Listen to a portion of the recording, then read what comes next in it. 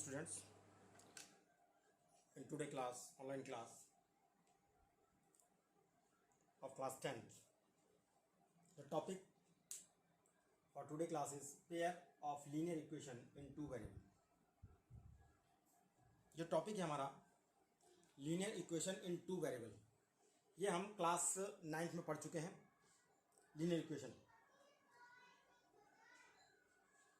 Class 9th में हमने पढ़ा है केवल एक line, single line linear equation in two variable पढ़ा है. लेकिन यहाँ पर है pair of linear equation. Pair मतलब दो लाइन आएंगी यहाँ पर, और उन दोनों लाइनों का हमें सॉल्व करके जो उसके अंदर जो वेरिएबल होंगे, दो वेरिएबल हैं, टू वेरिएबल्स की है, तो टू वेरिएबल्स होंगे, उनके हमें वैल्यू निकालनी होगी, उनको सॉल्व करके उनके आंसर निकालने होंगे. क्लास 9th में जो हमने लीनियर इक्वेशन पढ़ी थी टू वेरिएबल की, उसके अंदर भी जो हम वैल्यू निकालते थे तो उसको हम एक तरह से क्या करते थे कि जो हम उसके अंदर एक्स एंड वाई की वैल्यूज रखते थे. और जो इक्वेशन जस्ट लाइक हमारे पास जो इक्वेशन होती थी सिंपल, पहले हमारी लीनियर इक्वेशन क्या, what is the linear equation. तो लीनियर इक्वेशन हमारे पास जो आती है simple a x plus b y plus c. ये अभी हमारे पास लीनियर पॉलिनोमियल है. This is linear polynomial in two variable. Linear polynomial in two variable है. अब अगर इसको हम इक्वल टू 0 कर देते हैं, यह भी हमारे पास है linear polynomial in two variable. अब आप कहेंगे कि हमने जो पढ़ा था linear polynomial in one variable पढ़ा था, तो वो हमने क्या पढ़ा था, वो था हमारे पास ax plus B. ax plus B, क्योंकि वेरिएबल यहां पर क्या है, वेरिएबल हमारे पास x है. वेरिएबल क्या है हमारे पास x, और a और b क्या है, कांस्टेंट नंबर्स हैं. ये तो हमारे नंबर्स हैं, रेशनल नंबर्स हैं, तो ये तो कांस्टेंट हो गए. तो x इसमें हमने केवल पढ़ा था. अब इसके बाद इसमें आया एक नया टर्म आ गया linear polynomial in two variable. Two variable मतलब इसमें x और y आ गए, x के साथ y भी आ गया. तो यहाँ पर बी वाई, अब इसके साथ जैसा हमने यहाँ पर कांस्टेंट लगाया था, तो यहाँ पर भी हमने नेक्स्ट कांस्टेंट लगा दिया c. अब ये हमारे पास अभी जो हम देख रहे हैं ये है हमारे पास linear polynomial in two variable. अगर हम इक्वल टू 0 कर देते हैं तब ये बन जाता है linear equation in two variable. Linear equation in two variable. अभी हम बात कर रहे हैं केवल एक इक्वेशन के लिए. अब आता है हमारे पास, अब जैसे हम देखते थे इसके अंदर कि फॉर एग्जांपल कोई इक्वेशन हमारे पास है 2x plus Y equal to 5. Simple equation हमने ले ली. अब अगर हम इसके वैल्यू निकालना चाहें तो हमारे पास x और y की वैल्यू हम रखेंगे सच दैट कि जो वैल्यू रखकर x और y की जो हमारा रिजल्टेंट आए लेफ्ट हैंड साइड का, वो इक्वल हो जाए राइट हैंड साइड के कांस्टेंट के नंबर के इक्वल. तो जैसे सिंपली हम देखते हैं तो यहाँ पर हमारे पास x की वैल्यू 2 और y की वैल्यू 1 आ गई. x की वैल्यू 2 और y की वैल्यू 1 आ गई. तो अब हमारे पास अगर इसमें हम रखते हैं तो 2 इंटू 2 प्लस 1, तो 4 प्लस 1 5 इक्वल टू 5. मतलब हमारी जो इक्वेशन थी बैलेंस हो गई. मतलब कि हमारे पास इधर की जो लेफ्ट हैंड साइड की वैल्यू थी वो राइट हैंड साइड की वैल्यू के इक्वल हो गया. ये हमारे पास x एंड y की दो वैल्यू आई. अब हम अगर ऐसा मान के चलें कि x और y की दो वैल्यू आएंगी, नहीं ऐसा नहीं है. x और y की इनफाइनाइट वैल्यूज आ सकती हैं. भाई अगर हम कहें इसमें कि मान के चलिए हमने यहाँ पर करा x की वैल्यू कर दी 0 और y की वैल्यू कर दी 5. x की वैल्यू कर दी 0 और y की वैल्यू कर दी 5. तो देखिए हमारे पास क्या है 0, 2 इंटू 0 प्लस 5 इक्वल टू 5. ये तो 0 हो गया, ये 5 equal to 5, that is 5 equals to 5 आ गया. अब हम अगर ऐसा कहें कि भाई यही दो वैल्यू होंगी, और भी वैल्यू हो सकती है. और वैल्यू कैसे हो सकती है, देखिए अब आपने क्या करा कि x वैल्यू माना, लेट करिए आपने x वैल्यू रख दी -1 और y की वैल्यू रख दी 7. y की वैल्यू रख दी 7. अब देखिए सबसे दोबारा खेल देखिए, ये 2 into -1 plus 7 equal to 5, -2 plus 7 equal to 5, तो 5 इक्वल टू 5. तो हम ये देख रहे हैं कि अगर हमारे पास एक लीनियर इक्वेशन है टू वेरिएबल में, तो उसकी जो वेरिएबल हैं वो वेरिएबल की जो वैल्यूज हैं वो हमारी क्या हो सकती हैं, इनफाइनाइट नंबर. अब जैसे अगर हम इससे हमें ग्राफ ड्रॉ करना चाहें, इस समय एक ग्राफ ड्रॉ करना चाहें, तो हमारे पास सिंपली हमने देखा था क्लास 9 के अंदर जब हम लीनियर इक्वेशन को ग्राफ में ड्रॉ करते थे तो वो क्या होता था, एक स्ट्रेट लाइन आती थी, एक स्ट्रेट लाइन आती थी। जस्ट लाइक माना हम एक फॉर एग्जांपल मान के चल रहे हैं कि ये जो लाइन आई हमारे पास ये आ गई, ठीक है, ये लाइन जो है हमारे पास ये 2x plus Y equal to 5 के बराबर है, ठीक है। तो अब इस लाइन पर जितने भी पॉइंट होंगे, इस लाइन पर जितने भी पॉइंट होंगे वो सारे के सारे इसके सॉल्यूशन होंगे, इसके सॉल्यूशन होंगे, मतलब x और y की वैल्यू को उसको वेरीफाई करेंगे।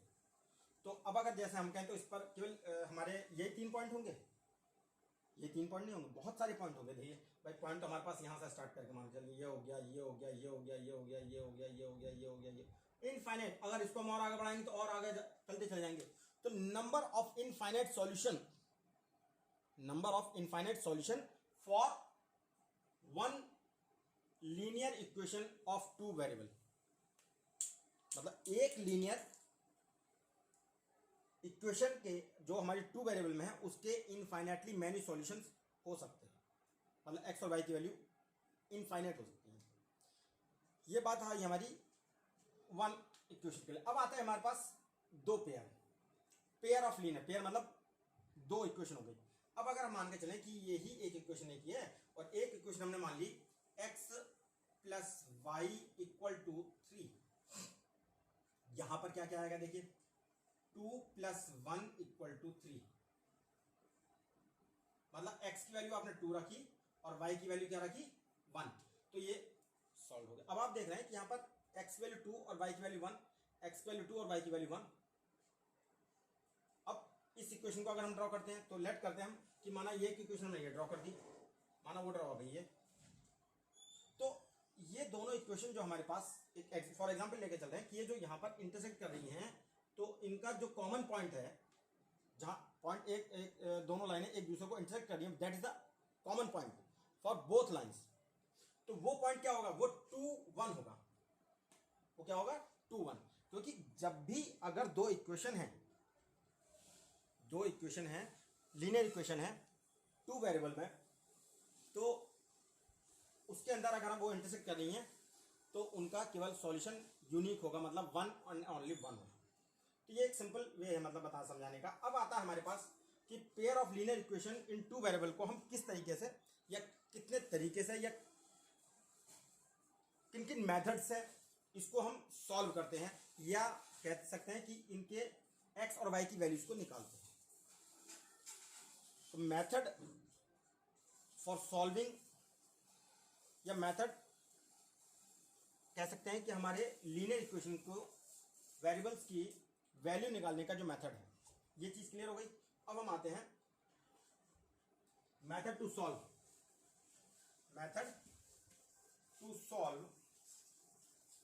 The linear equation. चलिए ये बात आ गई। अब ये तो आती है हमारे पास ये। अब पहले हम ये देखते हैं कि जो हमने लीनियर जो पेयर है लीनियर इक्वेशन का, तो जब पेयर है तो इसका मतलब क्या हुआ कि 2 इक्वेशन होंगी। जब 2 इक्वेशन होंगी तो इसके अंदर हमारे पास क्या आ जाएगा, a1 b1 c1 equal to 0, और दूसरी क्या बन जाएगी a2x plus b2y plus c2 equal to 0। ये 2 इक्वेशन बनेंगी। ये हमारी जनरल फॉर्म हो गई pair of linear equation in 2 variable के लिए, ये एक जनरल फॉर्म हो गई। अब हमारे पास ये आता है कि इनके मेथड क्या है इनको सॉल्व करने की। तो देखिए methods for solving the pair of linear equation of 2 variable, ठीक है। Methods for solving the pair of linear equation of 2 variable. अब हमारे पास इसके 2 मेथड होते हैं, एक तो होता है हमारा ग्राफिकल मेथड और एक होता है हमारा एल्जेब्रिक मेथड। एल्जेब्रिक मेथड जो हमने सिंपल वे में कह सकते हैं कि हम इक्वेशंस को सॉल्व करते हैं एल्जेब्रिक मेथड से और उससे x एंड y की वैल्यू निकालते हैं। उसमें और दूसरे और मेथड जुड़ते हैं, वो आगे अभी बताएंगे हम। फर्स्ट ऑफ ऑल मेथड हो गए दो, कौन कौन से हो गए? एक तो होगा हमारे पास ग्राफिकल मेथड, कौन सा होगा? ग्राफिकल मेथड, ठीक। और नंबर 2 हुआ हमारा एल्जेब्रिक मेथड। दूसरा मेथड क्या हुआ? Algebraic method. अब जो एल्जेब्रिक मेथड होता है इसमें अगेन 3 पार्ट हो जाते हैं, 3 मेथड आते हैं। और इस ग्राफिकल मेथड में भी हमारे 3 कंडीशन आएंगी, 3 कंडीशन आएंगी। अब वो 3 कंडीशन क्या आएंगी? देखिए अभी हमने जैसा देखा था, एक सिंपल 2 इक्वेशन को हमने एग्जाम्पल लेकर देखा था, तो दोनों इक्वेशन एक दूसरे को 1 पॉइंट पर इंटरसेक्ट कर रही थी, मतलब काट रही थी एक दूसरे को। तो क्या सारी इक्वेशन जितनी भी होंगी हमारी लीनियर पेयर की, मतलब पेयर ऑफ लीनियर इक्वेशन होंगे 2 वेरिएबल के, क्या वो सारे के सारे एक दूसरे को इंटरसेक्ट ही करेंगे? नहीं, ऐसा तो नहीं हो सकता। तो क्या हो सकता है? कुछ जो हम जब ग्राफ ड्रॉ करेंगे, स्ट्रेट लाइन ड्रॉ करेंगे इक्वेशन के अकॉर्डिंगली, तो हम देखेंगे कि जब हम ग्राफ ड्रॉ करते हैं तो कुछ लाइनें तो ऐसी होती हैं जो एक दूसरे को काटती हैं, कुछ लाइनें ऐसी होंगी जो एक दूसरे को कभी नहीं काटेंगी। कभी नहीं काटेंगे मतलब ध्यान दीजिए आप, कभी 2 लाइनें कब नहीं काटती हैं? What is the condition for 2 lines they never intersect each other? What is the condition for 2 lines that they never intersect each other, कि वो एक दूसरे को कभी ना काटें? तो कंडीशन क्या होगी उसके लिए? कंडीशन होगी कि वो एक दूसरे के पैरेलल हो जाएं। पैरेलल हमने बताया था, पैरेलल मतलब कि जैसे आपके ये व्हाइट बोर्ड है, व्हाइट बोर्ड का ये किनारा और ये किनारा, अगर इन दोनों लाइनों को अगर हम बढ़ाते चले जाएं ऊपर या नीचे कहीं बढ़ाते हैं, तो क्या एक दूसरे को काटेंगे? नहीं काटेंगे, तो पैरेलल हो गए। दूसरी कंडीशन। तीसरी कंडीशन ऐसी हो सकती है कि हमने एक लाइन ड्रॉ करी और जब हमने दूसरी लाइन के वैल्यूज हमने निकाली, मतलब एक्स और वाई की वैल्यूज निकाली और उसको ग्राफ ड्रॉ करना चाहा, तो वो लाइन दोबारा से उसी पे पॉइंट आ गए, उसी जो पहली लाइन ड्रॉ करी थी उसी लाइन पर हमारे वो पॉइंट आ गए। मतलब क्या हुआ? वो पॉइंट उसी के ऊपर फिक्स हो गए, मतलब इंसिडेंट हो गई। एक लाइन थी और दूसरी लाइन भी उसके ऊपर ही ड्रॉ हो गई। तो ऐसी कंडीशन को हम कहते हैं ओवरलैपिंग। क्या हो गई? वो एक दूसरे के ओवरलैप हो गई। ओवरलैप मतलब कोइंसिडेंट। कोइंसिडेंट कहते हैं ना कि मेरे साथ एक इंसिडेंट हो, कोइंसिडेंट हुआ, मतलब कि कोइंसिडेंस मतलब कि किसी और के साथ हुआ और तुम्हारे साथ भी हो गया। एक घटना 2 लोगों के साथ घट गई तो दैट कहते हैं कोइंसिडेंस। तो उसी तरह से जब एक लाइन के ऊपर दूसरी लाइन भी ओवरलैप हो जाती है तो उन लाइंस को हम कहते हैं कोइंसिडेंट लाइंस। क्या कहते हैं? Coincident lines. जो लाइन एक दूसरे को कभी नहीं काटती हैं that are the parallel lines, और जो लाइनें एक दूसरे को ओनली ओनली वन पॉइंट पर काटती हैं उन्हें कहते हैं हम इंटरसेक्टिंग लाइंस। तो ये हमारे 3 कंडीशन आती हैं ग्राफिकल मेथड में। कौन सी कंडीशन आती है ग्राफिकल मेथड में? सबसे पहली आती है इंटरसेक्टिंग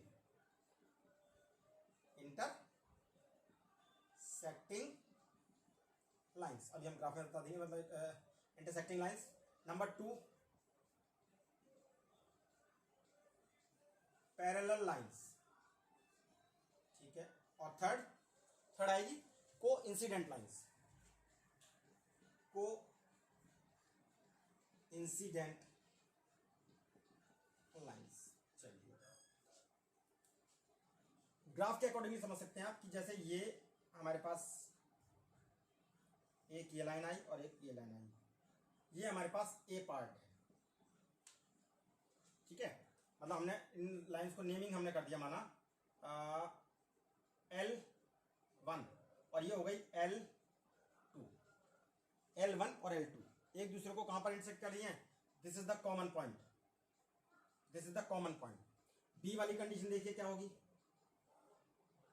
ये है पैरेलल लाइन। पैरेलल लाइन मतलब हमारे पास ये एक तरह से ये हो गई और दूसरी भी हमारे पास ये हो गई, पैरेलल चल रही है।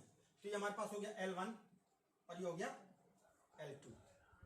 Third condition coincident line. Coincident line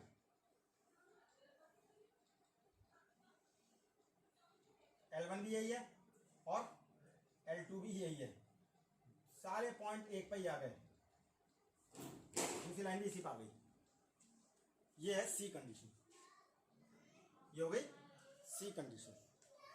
ठीक, अब होता क्या है कि ग्राफ हम जब ड्रॉ करते हैं, भाई ये तो कंडीशन पता चल जाएगी, ये भी कंडीशन पता चल जाएगी। और कभी कभी क्या होता है कि जो पैरेलल वाली कंडीशन होती है, मार्जिन हमारा बहुत आपस में कह सकते हैं ना कि जिस ऐसा होता है कि बहुत स्लाइटली सा दिखाई देगा। मान के चलिए कि इस तरह से दिखाई दे रहा है, हल्का सा है। अब आप कहें कि पैरेलल है, नहीं पैरेलल। अगर आप इसको थोड़ा सा आगे बढ़ाते चले जाएंगे तो कहीं ना कहीं ये आपस में एक दूसरे को इंटरसेक्ट, माना हो सकता है कि यहाँ इंटरसेक्ट करें इस पॉइंट पर, तो इतनी बड़ी लाइन ड्रॉ करनी पड़ेगी। तो क्या होता है कि उसके लिए कुछ हमारे मेथड हैं, और वो और मेथड हैं हमारे, अभी हम आपको डिस्क्राइब करेंगे कि हम लाइंस को देखकर क्या कह सकते हैं, मतलब कि उनके जो हमारे कोफिशिएंट्स हैं, एक्स और वाई के कोफिशिएंट हैं, और जो हमारे कॉन्स्टेंट्स हैं, उनके रेशो को कंपेयर करके हम ये बता सकते हैं कि ये लाइन हमारी इंटरसेक्टिंग होंगी, पैरेलल होंगी या कोइंसिडेंट होंगी। अभी हम अलजेब्रिक मेथड पर नहीं आए हैं। ये टॉपिक अपने आप में एक बहुत बड़ा टॉपिक है और बहुत ही डिस्क्रिप्टिव है, बहुत ध्यान से समझने वाला है और आगे तक आपका यूज होगा। ठीक है, और बहुत ही इंपॉर्टेंट टॉपिक है। सॉरी, तो ये है कि हम केवल इसके जो हमारे कोफिशिएंट्स हैं उनके रेशो को देखकर हम ये बता सकें कि हमारी कौन सी लाइन इंटरसेक्टिंग होंगी, कौन सी पैरेलल होंगी और कौन सी कोइंसिडेंट होंगी। तो यहां तक हमारे पास क्लियर हो गया। अब हम आते हैं, अभी अलजेब्रिक मेथड हम बाद में बताएंगे। अलजेब्रिक मेथड में हम डिस्कस नहीं कर रहे हैं, अभी हम केवल ग्राफिकल मेथड से ही हम क्लियर कर रहे हैं। देखिए, चलिए हम बाद में बताते हैं। तो हम इसको यहाँ लिख देते हैं अलजेब्रिक मेथड। अभी हम बाद में ध्यान रहेगा आपको कौन सा और मेथड है। अलजेब्रिक मेथड ये हम आपको अभी डिस्कस करेंगे, अभी देखना इसमें भी आएगा बहुत कुछ। तो अब आता है कि ये जो हमारे पास आया ग्राफिकल मेथड में, ग्राफिकल मेथड हमने इस तरह से बता दिया। अब बिना सॉल्व करे, बिना एक्स और वाई की वैल्यू निकाले या बिना ग्राफ ड्रॉ करे हम कैसे ऑब्जर्व करें कि ये लाइनें हमारी किस तरीके की होंगी, इंटरसेक्टिंग होंगी, पैरेलल होंगी या कोइंसिडेंट होंगी। तो अब देखिए हमारे पास आया कि इसके जो रेशो आए कोएफिशिएंट्स के, क्या क्या है देखिए। वो आए हमारे पास A1 upon A2, B1 upon B2 और C1 अपॉन C2। देखिए फर्स्ट कंडीशन देखो भाई, फर्स्ट कंडीशन में हमने क्या करा कि ये 3 रेशो आए। पहली कंडीशन क्या होगी, माना कि ये आपस में बराबर नहीं है, ये दोनों रेशो आपस में बराबर नहीं है। First condition, if A1 upon A2 is not equal to B1 upon B2। A1 upon A2 is not equal to B1 upon B2। अगर हमारा A1 upon A2 is not equal to B1 upon B2, अगर ऐसा है तब उस condition में हमारी कौन सी कंडीशन होगी, इंटरसेक्टिंग लाइंस। कौन सी होंगी, इंटरसेक्टिंग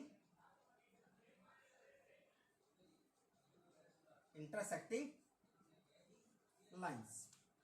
दूसरी कंडीशन हमारे पास है,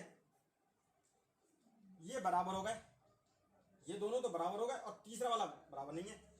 तो इफ, अब क्या कंडीशन आई कि A1 upon A2 equal to B1 upon B2 but not equal to C1 upon C2। तो क्या हुआ, पैरेलल लाइन कौन सी हो जाएंगी, पैरेलल लाइन ये हो जाएगी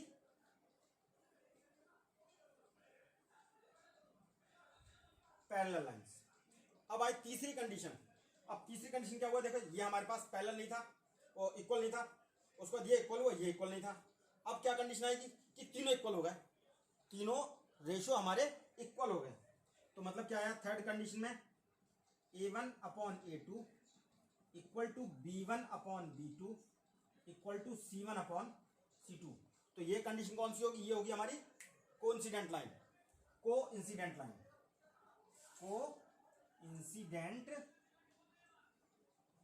लाइंस। देखिए अब हम कहाँ तक आ गए, हमने ग्राफिकल मेथड में समझा इंटरसेक्टिंग लाइन, पैरेलल लाइन और coincident line by the method of graph draw करके। इसके बाद बिना ग्राफ ड्रॉ करे हम किस तरह से ऑब्जर्व कर सकते हैं कि ये लाइन है किस नेचर की है। तो वो हमारे पास ये आ गया हमारा रेशियो कोड। अब एक चीज और आती है, आप पढ़ेंगे consistent and inconsistent system, consistent system और इनकंसिस्टेंट सिस्टम। वर्ड हमारे पास आया कंसिस्टेंट, दो वर्ड आए हमारे, हम थोड़ा सा मिटा देते हैं बेटा। भी मेथड तो आप लोग समझिए, हम मेथड ही पढ़ रहे हैं, तो मेथड को मैं ये चीज मिटा देता हूं। तो हमारा वर्ड आए दो, कौन कौन से आए,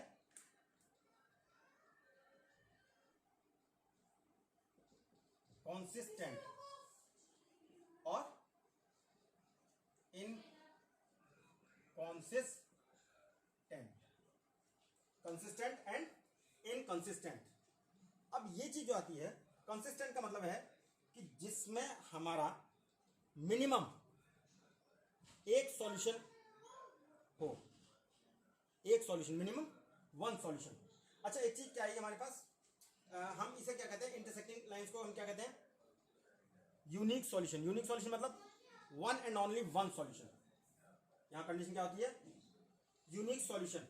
क्या कहते हैं हम, यूनिक सॉल्यूशन मतलब one and only one solution. Intersecting line में हम यहां और बढ़ा देते हैं कि one and only one solution. Parallel में नो सॉल्यूशन और कोइंसिडेंट में infinitely many solution, infinitely many solution.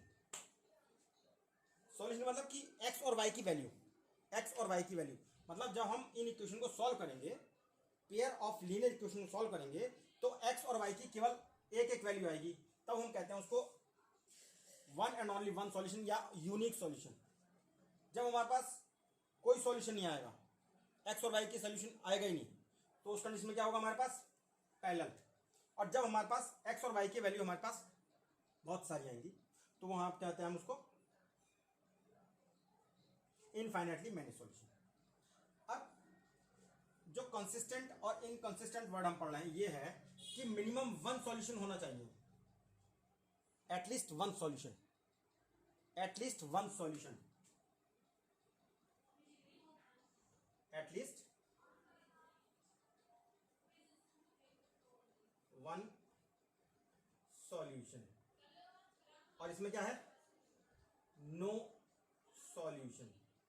तो नो सॉल्यूशन तो आप सीधा सीधा समझ गए कि इसमें कौन से आएंगी, पैरेलल वाली कंडीशन। अगर किसी इक्वेशन का रेशियो मतलब कोएफिशिएंट के रेशियो को कंपेयर करने पर आप देखते हैं कि उसमें ये वाली कंडीशन आ रही है, तो हम उसे कह सकते हैं inconsistent system of pair of linear equation, कि वो जो पेयर ऑफ लीनियर इक्वेशन है वो इनकंसिस्टेंट है। वो क्या है, इनकंसिस्टेंट। और कंसिस्टेंट में कौन सा है फिर, अब कंसिस्टेंट में कौन से बचे, हम कह रहे हैं मिनिमम या एटलीस्ट वन सॉल्यूशन। एटलीस्ट मतलब कम से कम एक सॉल्यूशन तो होना चाहिए। भाई एक सॉल्यूशन हमारे पास, एक तो इसमें आ रहा है हमारे पास one and only one solution, और इसमें आ रहा है बहुत सारे सॉल्यूशन, तो ये भी तो इसमें आ गया। ये नहीं कह रहा है कि बहुत सारे ना हो, कम से कम एक जरूर हो। एक हो तो सही है, उससे ज्यादा हो तो और कोई परेशानी नहीं है। तो इसमें हमारे पास कौन सी दोनों कंडीशन आ गई, इसमें आ गए हमारे पास दोनों, इंटरसेक्टिंग और हमारे पास कोइंसिडेंट। इसमें कौन सा आ गए, इंटरसेक्टिंग और कोइंसिडेंट। तो हमारे पास इसमें आ गया हमारे पास इंटरसेक्टिंग,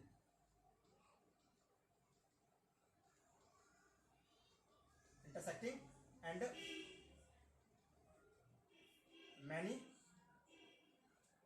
सॉरी इसमें हमारे पास आ गया इंटरसेक्टिंग लाइंस, और इसमें आ गया हमारे पास कौन सा, इसे हमने कहा था कोइंसिडेंट लाइन, को इंसिडेंट लाइन। और इसमें कौन सा आ गया, पैरेलल लाइन, पैरेलल लाइंस। ठीक है, बहुत ज्यादा घिसपिच तो नहीं हो रही, अभी समझ में आ रहा है, नहीं समझ में आ रहा है दोबारा पूछ लीजिएगा आप लोग, जो भी कॉन्सेप्ट क्लियर नहीं होता फिर दोबारा समझ लीजिए। अभी हम केवल pair of linear equation in two variable में हमने उसकी एक जनरल फॉर्म पढ़ी इक्वेशंस की, उसके बाद हमने इसको सॉल्व करने के मेथड देख रहे थे। तो उसमें सबसे पहला मेथड अभी हम चेक जो कर रहे हैं वो केवल हमारा ग्राफिकल मेथड देख रहे थे। ग्राफिकल मेथड में हमारे पास 3 कंडीशन होती हैं, इंटरसेक्टिंग लाइंस, पैरेलल लाइन और कोइंसिडेंट लाइन। वो हमने ग्राफ के द्वारा आपको समझाई है। इंटरसेक्टिंग मतलब एक पॉइंट पर काट रही हैं, पैरेलल नहीं काट रही हैं, और इंसिडेंट मतलब एक लाइन के ऊपर ही दूसरी लाइन के पॉइंट आ गए, कंडीशन ये। अब कभी कभी हमसे कहा जाता है कि आप ड्रॉ मत करिए, आप बताइए सिंपल कि भाई देख कर बताइए कि ये लाइन हमारी किस तरीके की है, कि ये इंटरसेक्टिंग है, पैरेलल है, ये हमारी कोइंसिडेंट है। तब हम अब क्या करते हैं कि उनके जो कोएफिशिएंट्स हैं उनके रेशियो को कंपेयर करते हैं, तब हमारे पास ये 3 कंडीशन आई। अब इसके बाद भी आती है कि पूछा जाता है कि भाई बताइए कौन सा सिस्टम पेयर ऑफ लाइन है, उसमें हमारा कौन सा कंसिस्टेंट और कौन सा इनकंसिस्टेंट है। तो कंसिस्टेंट के अंदर 2 कंडीशन आ जाती है। कंसिस्टेंट के अंदर 2 कंडीशन कौन सी आती है, वो आती है हमारी, एक तो इंटरसेक्टिंग लाइन वाली कंडीशन और एक आती है कोइंसिडेंट लाइन वाली सोल्यूशन। क्योंकि कंसिस्टेंट का मतलब यह है कि कम से कम एक सॉल्यूशन होना चाहिए, एटलीस्ट 1 सॉल्यूशन तो होना ही चाहिए। तो एटलीस्ट 1 सॉल्यूशन की कंडीशन एक तो ये हो गई और एक ये हो गई। इनकंसिस्टेंट मतलब जिसमें कोई सॉल्यूशन ही ना है, दैट इज पैरेलल लाइन। तो यहां तक अभी हमने समझाया। अब हम इसके बाद जो अगला टॉपिक है हमारा, जो अगला मेथड है वो है हमारे पास अलजेब्रिक मेथड। अलजेब्रिक मेथड वो अभी हम बाद में पढ़ेंगे, जनरली बता देते हैं, फिर हम आपको वर्बली बता देते हैं। तो अलजेब्रिक मेथड में हमारे पेयर ऑफ लीनियर इक्वेशन को सॉल्व करने के 3 मेथड हैं। पहला है आपका सब्स्टिट्यूशन मेथड, पहला है सब्स्टिट्यूशन मेथड, फिर आपका एलिमिनेशन मेथड, और फिर आपका क्रॉस मल्टीप्लिकेशन मेथड। फिर समझ लीजिए, सब्स्टिट्यूशन मेथड, एलिमिनेशन मेथड, और फिर आपका है क्रॉस मल्टीप्लिकेशन मेथड। सब्स्टिट्यूशन का मतलब सिंपल से आप देख रहे हैं कि सब्स्टिट्यूट मतलब x की वैल्यू को हमने y के टर्म में निकाल लिया और y की जगह लगा दिया। x की वैल्यू को y के टर्म में लगाया और x की लगा दिया और पूरी इक्वेशन हमारे पास y में बन गई। That is the substitution method. Elimination method में क्या है कि हम x और y जो है उनमें से किसी भी एक टर्म को, एक वेरिएबल को हम एलिमिनेट कर देंगे। और क्रॉस मल्टीप्लिकेशन मेथड में हमारे पास जो इसके कोएफिशिएंट्स हैं उनको हम आपस में क्रॉस मल्टीप्लिकेशन करते हैं, तो उसे कहते हैं हम क्रॉस मल्टीप्लिकेशन मेथड। तो ये 3 मेथड हमारे अलजेब्रिक मेथड में पढ़ेंगे, जब हम पढ़ेंगे तब देखेंगे। नाउ अभी हमारे पास एक ग्राफिकल मेथड था, तो ग्राफिकल मेथड पे हमारी शायद इसके अंदर 2 एक्सरसाइज हैं, वो हम देखेंगे। और ये पूरा जो अभी हमने क्लियर कराया कॉन्सेप्ट, ये पूरा हमारा फर्स्ट और सेकेंड एक्सरसाइज से रिलेटेड है, फर्स्ट और सेकेंड एक्सरसाइज से रिलेटेड है। अब हम इसकी फर्स्ट एक्सरसाइज को डिस्कस करते हैं। यह भी हमारे पास इसका पूरा केवल इंट्रोडक्शन था इस चैप्टर का। अब हम आते हैं इस चैप्टर की पहली एक्सरसाइज को स्टार्ट करते हैं। तो पहली एक्सरसाइज में क्या है बेटा, वो पढ़ते हैं, ठीक है। ये चैप्टर में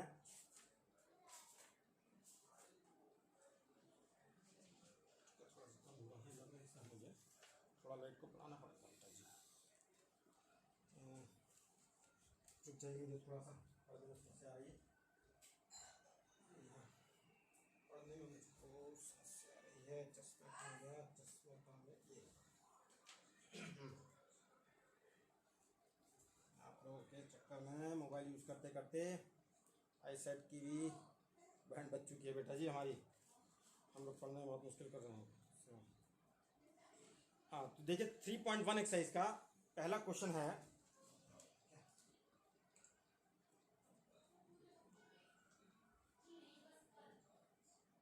थोड़ा कम हो रही है, हाँ? लग रही है क्या लाइट थोड़ा कम सी, धुंधला सा लग रहा है कुछ, हाँ? मुझे धुंधला सा लग रहा है।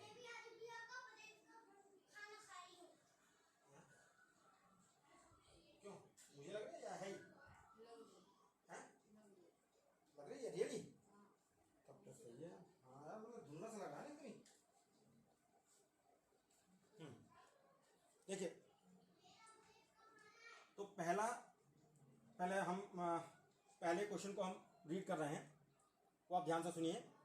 Aftab tales his daughter, Aftab अपनी बिटिया से बोलता है, 7 years ago I was 7 times as old as you were then। 7 years ago कि 7 साल पहले, 7 साल पहले, अब से 7 साल पहले, I was 7 times as old as you were then कि 7 साल पहले जो तुम्हारी उम्र थी, मैं तुम्हारी उम्र का 7 गुना था, 7 times था। नाउ दूसरी क्वेश्चन में आल्सो 3 years फ्रॉम नाउ, आगे बोलता है कि अब से 3 साल बाद, अब से 3 साल बाद I shall be 3 times as old as you will be. अब से 3 साल बाद तुम, हमारी उम्र जो होगी उसका 3 गुना हो जाऊंगा।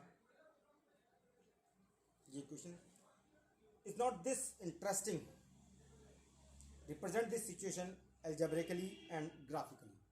मतलब हमें केवल इसको एल्जेब्रिकली, इसको सिचुएशन को मतलब इसकी इक्वेशन बनानी है और ग्राफिकली इसको रिप्रेजेंट करना है, ये चीज़ करनी है। ठीक है, तो अब हम इसको रब कर देते हैं। ये आपको समझ में आ गया होगा, यहाँ तक है पूरा क्लियर हो गया कॉन्सेप्ट। इसको समझ लीजिए अच्छी तरह से, नोट कर लीजिए, वीडियो को पॉज कर करके समझ लीजिए। ठीक है, एल्जेब्रिक मेथड हम बाद में समझाएंगे, अभी बाद में डिस्कस करते हैं। तो ये हमारे पास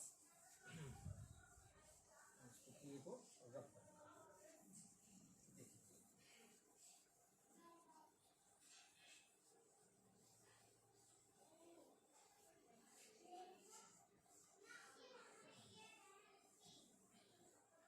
पहले तो हम बनाएंगे इसकी इक्वेशन। पहले क्या बनाएंगे हम, इसकी इक्वेशन बनाएंगे।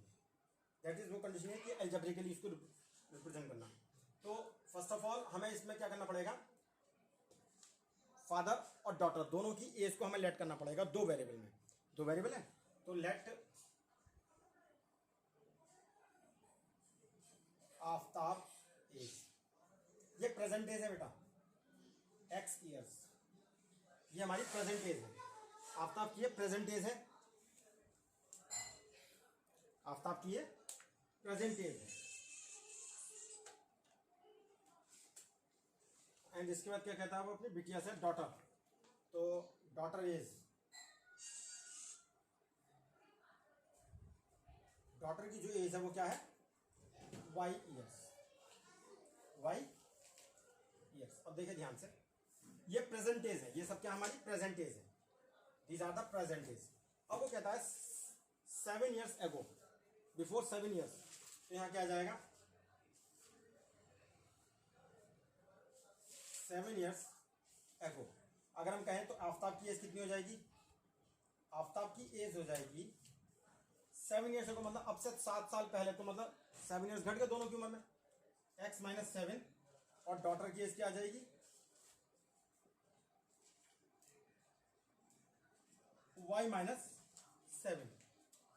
ठीक है, अब इससे क्या हमारे पास इक्वेशन बनेगी, ये कहता है कि जो आफ्ताब की जो एज है x - 7 है, वो डॉटर की एज का 7 times था।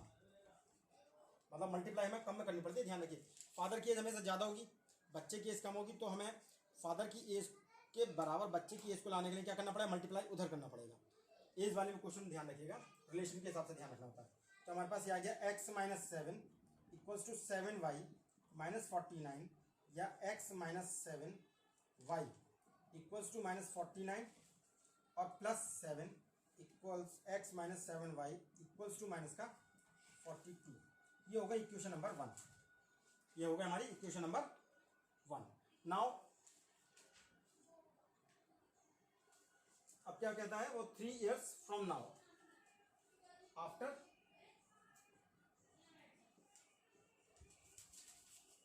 3 years, अब से 3 साल बाद, आफ्टर 3 years क्या हो जाएगा, देखिए इसमें फिर अगेन वही आफ्ताब एज, आफ्ताब की एज क्या हो जाएगी, 3 साल बढ़ जाएगी, और डॉटर की एज में भी 3 साल बढ़ जाएंगे, 3 साल दोनों की एज में जुड़ गए। अब क्या कहता है ये कि जो फादर की एज है, मतलब आफ्ताब जो है वो डॉटर की एज का 3 times है, तो ये x + 3 equals to 3y + 3, x + 3 equals to 3y + 9, या x - 3y इक्वल्स टू 9 - 3, या x - 3y equals to 6। Equation number 2। ये 2 इक्वेशन हमारी बन गई। ये एक तरह से क्या कह सकते हैं कि एल्जेब्रिक रिप्रेजेंटेशन हो गया, ये इन दोनों इक्वेशन का एल्जेब्रिक रिप्रेजेंटेशन हो गया। अब आता है इसका ग्राफिकल मेथड। अब ग्राफिकल मेथड के लिए क्या करेंगे हम कि इन दोनों इक्वेशन में अलग अलग हम x एंड y की वैल्यू पुटअप करके कम से कम 3 सॉल्यूशन निकालेंगे इन दोनों इक्वेशन के लिए, और फिर उसका हम ग्राफ ड्रॉ करेंगे, उसका ग्राफ ड्रॉ करेंगे। तो ग्राफ ड्रॉ करना थोड़ा सा देखते हैं हम किस तरह से कर पाएंगे। अभी पहले हम चलिए इसके पहले वैल्यू निकालते हैं, पहले इसके हम, तो ये हमारे पास आ जाएगा, देखिए हम पहले 3 वैल्यू निकालेंगे कम से कम दोनों इक्वेशन के लिए। तो देखिए हमारे पास अगर हम देखें कि ये देखिए हमारे पास आ रहा है x की वैल्यू, ये हम इसको इधर ले जाते हैं, तो हमारे पास x की फॉर्म में कह सकते हैं x इक्वल्स टू हो गया हमारे पास 7y माइनस 42। यहाँ से अगर हम देखें, देखिए माइनस है इधर का प्लस हो गया, ये माइनस है, तो ये हमारे पास ये कंडीशन आ गई। अब हम y की वैल्यू रखते हैं और x की वैल्यू आ जाएगी, y की वैल्यू रखेंगे और x की वैल्यू आ जाएगी। पहले हम इस वाली इक्वेशन को सॉल्व कर रहे हैं। तो y की वैल्यू हम किस तरह से रखें, हम y की वैल्यू हम रखेंगे 7 के मल्टीपल में, 7 के मल्टीपल में रखेंगे। तो 7 के मल्टीपल में जब हम रखेंगे तो थोड़ा सा हमको ईजी रहेगा वैल्यू निकालना, नहीं तो अदरवाइज क्या हो, बहुत बड़ी वैल्यूज आ जाएंगी। तो लेट हमारे पास y इक्वल्स टू 7, y की वैल्यू 7 रखी,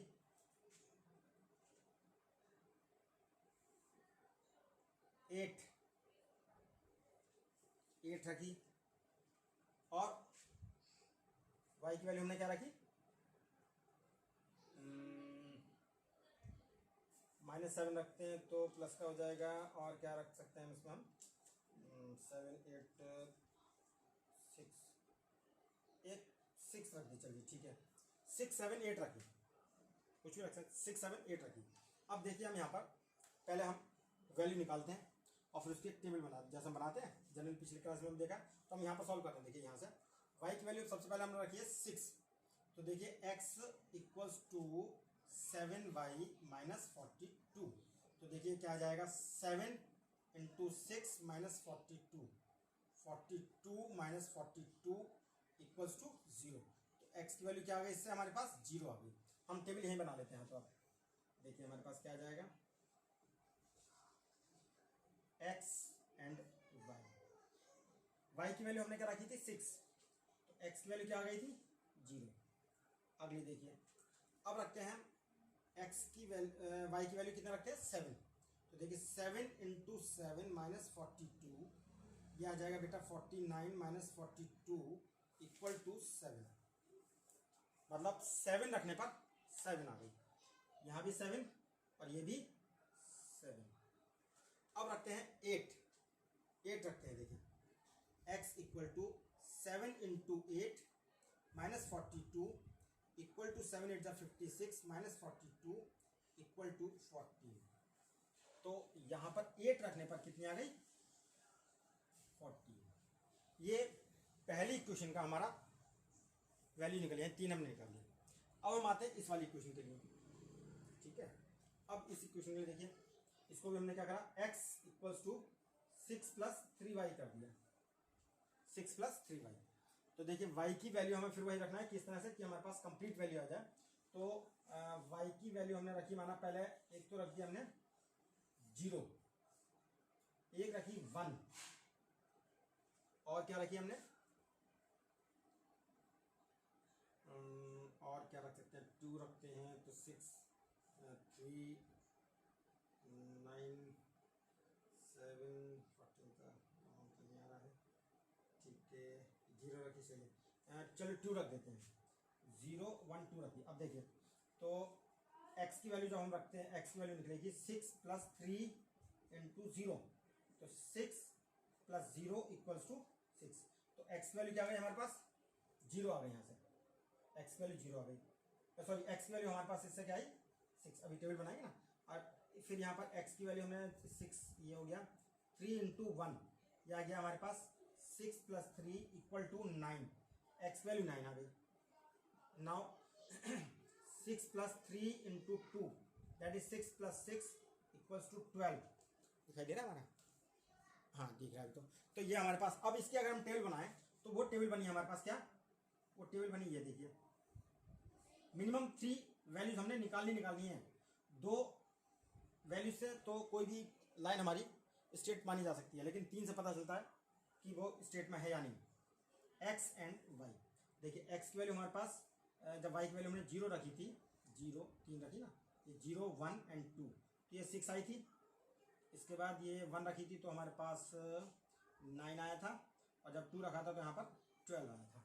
ये 2 सिस्टम हो गया। अब इनका हमें ग्राफ ड्रॉ करना है, इसका ग्राफ ड्रॉ करना है। तो ग्राफ आप लोग अपनी कॉपी में, ग्राफ कॉपी में करेंगे।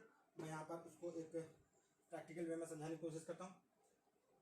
तो ये सॉल्यूशन आप लोग से देख लीजिए पहले, फिर मैं इसका ग्राफ ड्रॉ करूँगा, इसका किस तरीके से करेंगे। ये क्लियर हो रहा है? मैं इसको रब कर रहा हूँ। देखिए ये हमारे पास, हमने इसको अभी रब कर दिया, इस वाली सिस्टम को हमने। चलिए ये हो गया। ये तो आप लोगों ने बता ही चुके होंगे। ये सॉल्यूशन इक्वेशन जो बनी थी। अब इसका हम ग्राफ ड्रॉ करेंगे ना, इसको भी हम कर रहे हैं रब। थोड़ा सा हमें जगह चाहिए ना ग्राफ ड्रॉ करने के लिए।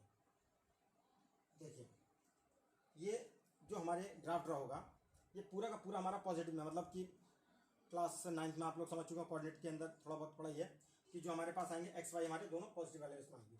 तो चलिए वो तो आप जानते ही हैं। ये हमारे पास आ गया। ये ग्राफ जब ड्रॉ करते हैं हम, तो ये एक्स एक्सिस 0 है, ये X and that is Y. ध्यान से देखिएगा। अब हमने क्या करा इसके अंदर, हमने इक्वल प्लेस में, जैसे ये 1, ये 2, ये 3, ये 4, ये 5, ये 6, 7, 8, 9, 10, 11, यहाँ तक हमने लिया। चलिए 11 तक लिया, नंबर लिख दिया 1, 2, 3, 4, 5, 6, 7, 8, 9, 10 और 11। अभी ऊपर का ग्राफ थोड़ा सा ड्रॉ करने में मुश्किल पड़ेगा, मैं फिर भी कर देता हूँ। अब इसके बाद हमारे पास ये आ गया, माना ये लाइन आई है हमारे पास। जब हम लाइन ड्रॉ करते हैं तो बेटा हमारे पास ये आ गया लाइन इस तरह से। चलिए आगे माना 1, दूसरी करिए हमारे पास। स्केल लाना पड़ेगा, स्केल पूरा स्केल था अपने पास। आदि स्टील वाला स्केल कहाँ है बेटा? स्टील वाला स्केल मैं कल भी ढूंढ रहा था, फटाफट मुझे ढूंढ कर दो जरा। हाँ, तो ये हमारे पास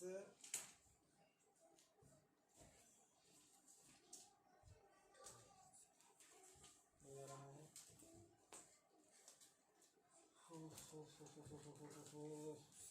स्केल स्केल स्टील वाला स्केल कहाँ गया? अरे नहीं, ज्योति ने कर दिया। स्केल स्केल हमें चाहिए बस थोड़ा सा। जस्ट मिनट बेटा, हम स्केल थोड़ा सा स्ट्रेट लाइन आ जाएंगे तो थोड़ा सा क्लियर हो जाएगा कॉन्सेप्ट आपका थोड़ा सा, नहीं तो टेढ़ी मेढ़ी हो रही है, समझ में नहीं आ पाएगा। इसलिए हम थोड़ा सा अभी रुक हैं। ये 1 है, ये 2 है, बस जस्ट मिनट। स्केल तो हमारे पास, स्केल स्केल स्केल नहीं मिलना। चलिए कोई बात नहीं, स्केल नहीं मिला तो स्केल नहीं मिला, चलो कोई बात नहीं। इसको रफली समझाने की कोशिश करते हैं। आगे का क्वेश्चन आप लोग थोड़ा ध्यान से करिएगा। अरे यार हाथ भी तो एकदम सीधा नहीं जा रहा है, हाथ सीधा टेढ़ा ही जा रहा है एकदम। बेटा लॉकडाउन ने सब कुछ सिखा दिया। अरे भाई लाइन सीधी खींच जा भाई, ड्रॉ हो जा सीधी लाइन। चौक से तो सीधी आ जाती है, लेकिन आज से नहीं आ रही है। अरे भैया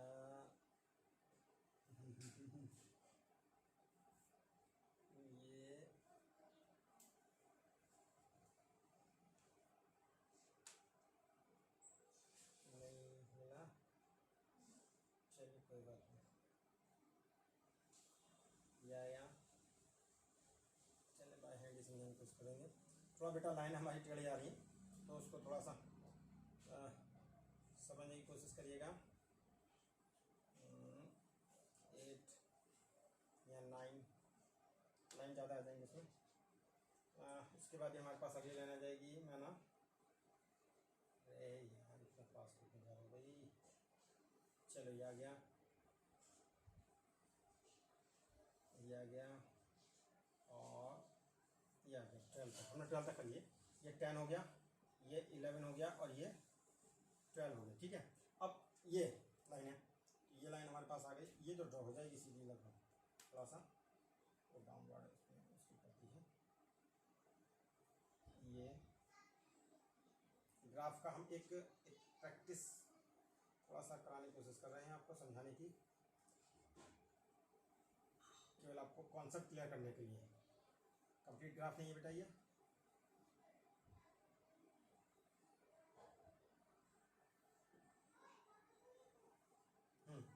तो नंबरिंग कर देते हैं यहाँ पर हम। ये 1 जो है देखिए 1 2 3 बड़ा बात 3 4 5 6 7 8 9 10 11 एंड 12 इधर 12 ये हो गया। अब हमारे पास पॉइंट है, देखिएगा दूसरी क्वेश्चन हमारे पास क्या आई थी भाई, 06 ये थी हमारे पास, हमने क्वेश्चन बनाई थी ये 6 0 और यहाँ हमारे पास x की वैल्यू 6 y की वैल्यू 0 है। हमें तो कुछ भी नहीं आ रहा। चलिए ग्राफ लाइन ड्रॉ करके देखते हैं। देखिए x की वैल्यू 0, x की वैल्यू 0 और y की वैल्यू 6, तो पहला पॉइंट हमारे पास ये आ गया। ठीक है, इसके बाद इस वाली क्वेश्चन में हम कर रहे हैं ये दिस वन, पहली क्वेश्चन 7 7, तो देखिए 7 ये और 7 ये आ गया, देखिए हमारे पास दिस वन। ठीक है, ये पॉइंट 7 7 और उसके बाद 14 8 8 एंड y की वैल्यू। ठीक है, और ये हमारे पास आ गया 8 x की वैल्यू 0 y का 6 7 और हमारे पास आ गया 7 7 जब, ठीक है x की वैल्यू 7 ली थी तो 7 7 जब 49 माइनस 42 तो 7 आ गया, ये 7 आ गया।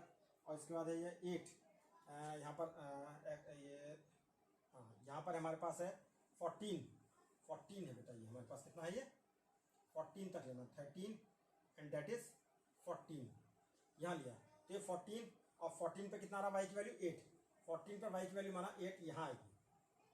ठीक है, ये इस तरह से माना ले लिया हमने, ये ये ये ये ये और ये 13 वाला हमने ड्रॉ कर दिया और 14 वाला हमने माना ये ड्रॉ कर दिया, तो ये आ गया ये पॉइंट। अब हम इन तीनों पॉइंटों को मिलाते हुए लाइन ड्रॉ करेंगे, इन तीनों पॉइंटों को मिलाते हुए हम लाइन ड्रॉ करेंगे, तो वो हमारे पास इस तरह से, अरे यार माना ये आई और यहाँ से हमारे पास ये आ गई, स्ट्रेट लाइन इस तरह से आ जाएगी। दूसरी ड्रॉ करते हैं, x की वैल्यू 6 और y की वैल्यू 0, ये आ गई। x की वैल्यू 9 और y की वैल्यू 1, यहाँ पर ये आ गई। और x की वैल्यू x की वैल्यू 12 और y की वैल्यू 2, तो वो ये आ गई। अब इसे ड्रॉ करा हमने, जब इसको ड्रॉ करा तो देखो हमारे पास ये पॉइंट आ गया हमारे पास, हमने क्या करा पहले इनको लाइन ड्रॉ करा ये, और अब जब हम इसको आगे ड्रॉ करेंगे इस तरीके से इसको ड्रॉ कर देंगे, तो आगे कहीं भी आकर बहुत आगे जाकर ये आप एक दूसरे को इंटरसेक्ट करेंगे, तो वो वैल्यूज हमारे पास उसकी आ जाएगी। ये हो गया ग्राफिकल रिप्रेजेंटेशन। केवल ग्राफ हमारे पास नहीं, हम उसको केवल एक आपको समझाने के लिए किया है। तो इक्वेशन का सॉल्व करना आपको समझ में आ गया, वैल्यूज कैसे निकालनी है वो समझ में आ गई। अब हम आते हैं दूसरे क्वेश्चन की तरफ। अब हमारा है सेकेंड पार्ट इसका, तो सेकेंड पार्ट देख लेते हैं। देखिए सेकेंड पार्ट में है इसको समझ लीजिए, इसके ग्राफ खुद ड्रॉ करिए बेटा, जो समझ में आता है फिर पूछ लेना मुझसे। ये मैं इसका एक पिक्चर ड्रॉ कर जो भी है कॉपी पर एक ग्राफ आपको भेज दूंगा। ठीक है, क्वेश्चन नंबर 2, क्वेश्चन नंबर 2 में देखिए, अब मैं इसको रब कर देता हूँ, मैं इसको रब कर देता हूँ, ये आप लोग खुद थोड़ा सा यहाँ पे हो रहा। ठीक है, हाँ क्वेश्चन नंबर 2 देखिए, ये पूरा हो चुका है। क्वेश्चन नंबर 2 में क्या है हमारा,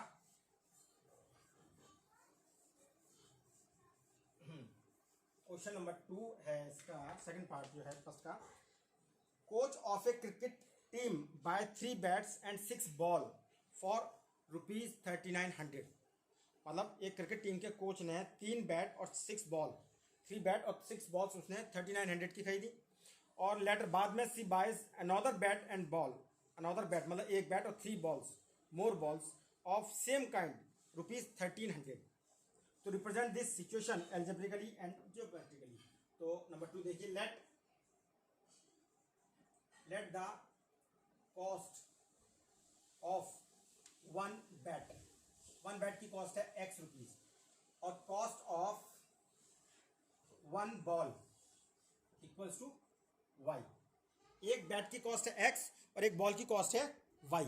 तो पहली कंडीशन में क्या बोल रहा है कि 3 बैट एंड 6 बॉल. 3 बैट तो 3x plus 6y equal to 3900. Equation number 1 simple. Next condition क्या था, another bat x and 3 more balls equals to 1300. Equation number 2. ये हमारी हो गई एल्जेब्रिकली, हमने उसको रिप्रेजेंट कर दिया. तो इसके आप सॉल्यूशन निकालेंगे. तो यहाँ भी आप क्या करेंगे कि इसकी जो वैल्यूज निकालेंगे 100 की फॉर्म में लेंगे. 100 की फॉर्म में लेंगे, 1 2 नहीं लेंगे. 1 2 लेंगे तो थोड़ा सा मुश्किल पड़ेगा. और जब ग्राफ ड्रॉ करेंगे तो वो भी मैं आपको समझा दूंगा, बनाकर भेज दूंगा. इसकी वैल्यूज निकालिएगा 100 की फॉर्म में, 100 के मल्टीपल में लीजिएगा. 100 के मल्टीपल में लेना एक्स एंड वाई की वैल्यूज इसको सॉल्व करने के लिए. ठीक है. नेक्स्ट है या सॉल्व करके अगर हम देखें तो सिंपली चलिए हम देखते हैं इसको, दिखा देते हैं इसकी वैल्यूज किस तरह से आएंगी. इसके ग्राफ ड्रॉ कर लेंगे आप बाद में.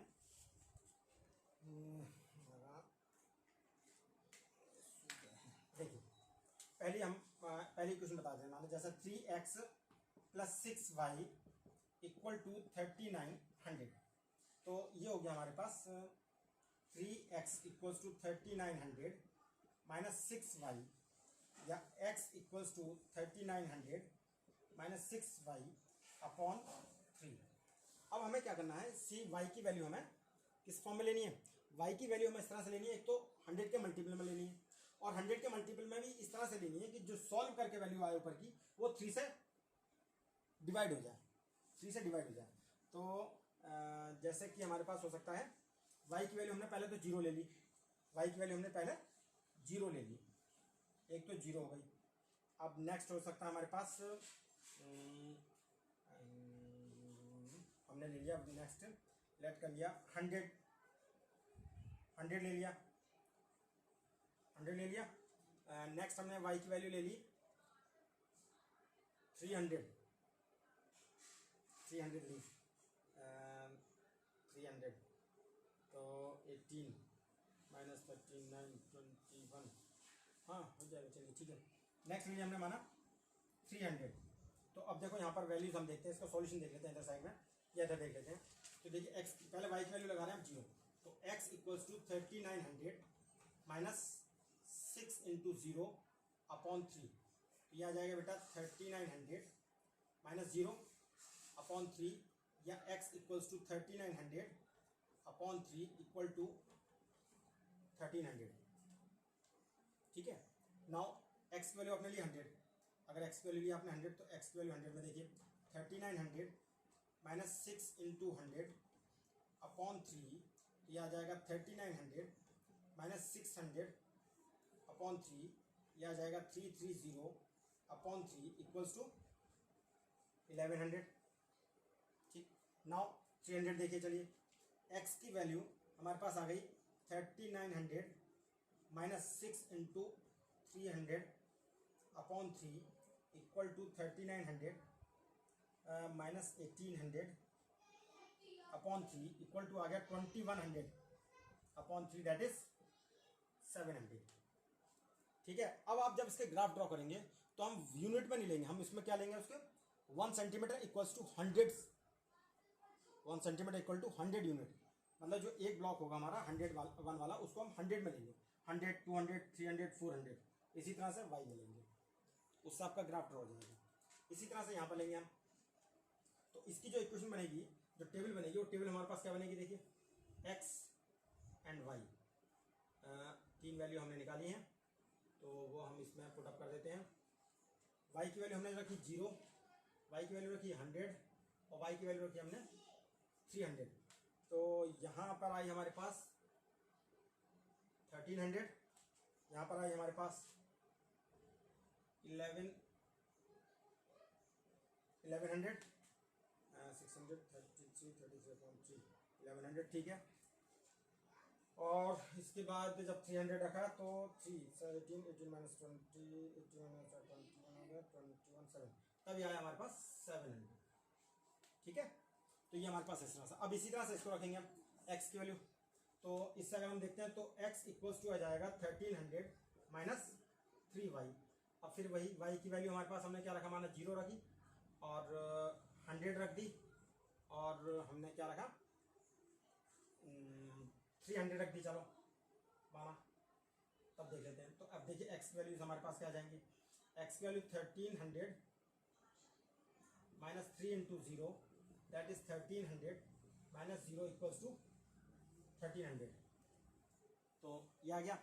अब दूसरी वाली कंडीशन देखिए, x की वैल्यू 1300 माइनस 3 इंटू 100, तो ये आ गया हमारे पास 1300 माइनस 300 इक्वल टू 1000, और x की वैल्यू तीसरी वैल्यू क्या आ जाएगी 3 into 300 equals to minus 900 equals to 400।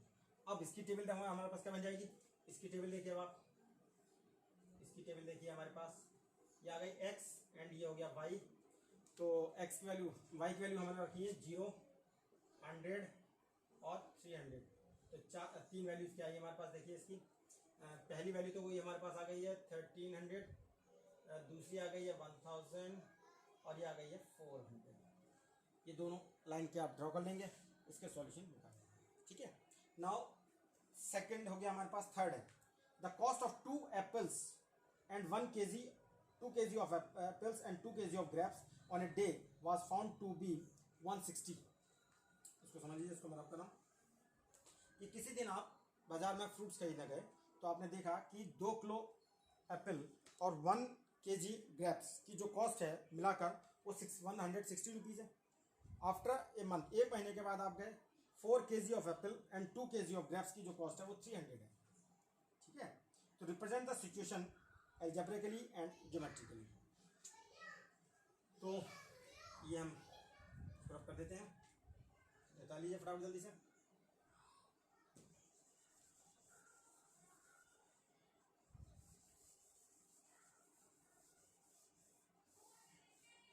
देखिए मैंने अभी ये नहीं कहा, थोड़ा सा देखूंगा किसी let the cost of 1 kg apple, let cost of 1 kg apple equal to x and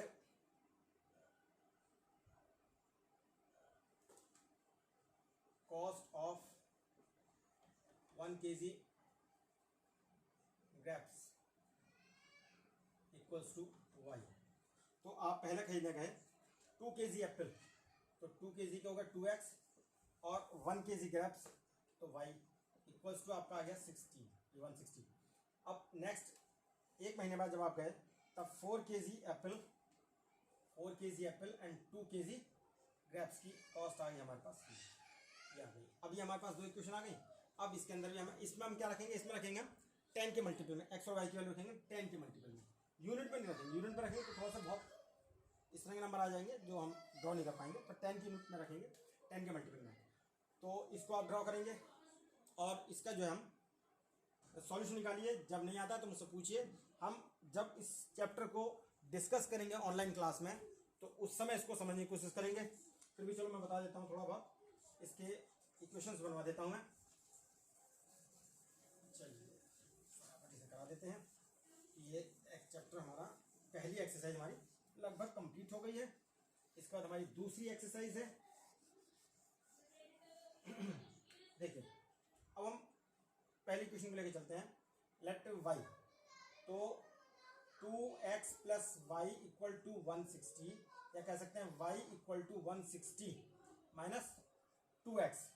अब देखिए हम x की वैल्यू रखेंगे, x की वैल्यू रखेंगे, माना x की वैल्यू हमने रखी, पहले हमने x की वैल्यू रखी 10 के मल्टीपल में रख रहे हैं, तो इस तरह रखते हैं जैसे 10 की वैल्यू x की वैल्यू रखी हमने 40 50 एंड 60, 40 50 60 रखी। तो अब y की वैल्यू देखिएगा आप, y 160 माइनस 2 इंटू 40, तो 160 माइनस 80 इक्वल्स टू 80। y की वैल्यू हमने रखी 160 माइनस 2 इंटू 50, तो 160 माइनस 100 इक्वल टू 60। y की वैल्यू 160 माइनस 2 इंटू 60, तो 160 माइनस 120 इक्वल टू 40। अब देखिए इसकी टेबल बनेगी, ये तो उल्टा लिया होगा आपने, मैं इसको रख कर देता हूँ। देखिए इसकी टेबल जो बनेगी हमारे पास x एंड y 1 2 3, ठीक है।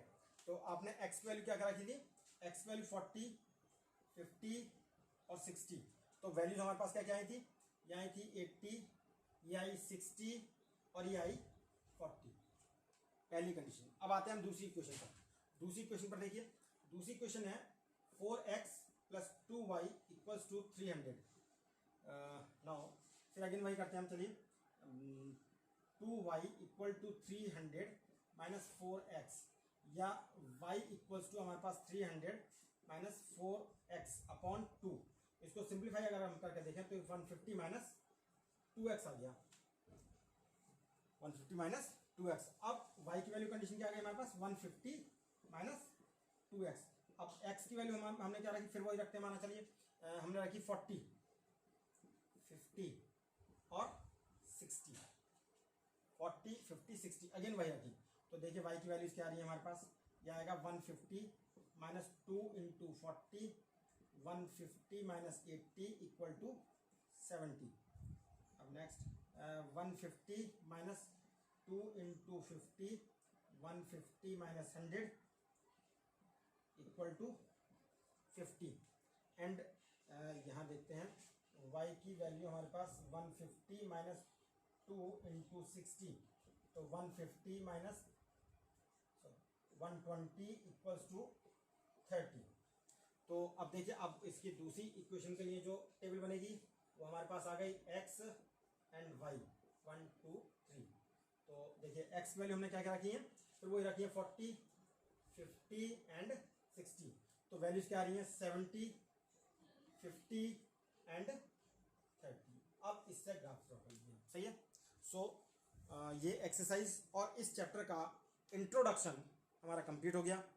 अगले वीडियो में हम इसकी अगली एक्सरसाइज देखेंगे, और जो हमने कंसिस्टेंट, इनकंसिस्टेंट और ratio of coefficients of X Y का देखा था हमने, उसके बेस पर हम जो इक्वेशंस को डिफाइन करते हैं या उसकी प्रॉपर्टीज को बताते हैं वो हम डिस्कस करेंगे 3.2 एक्सरसाइज में।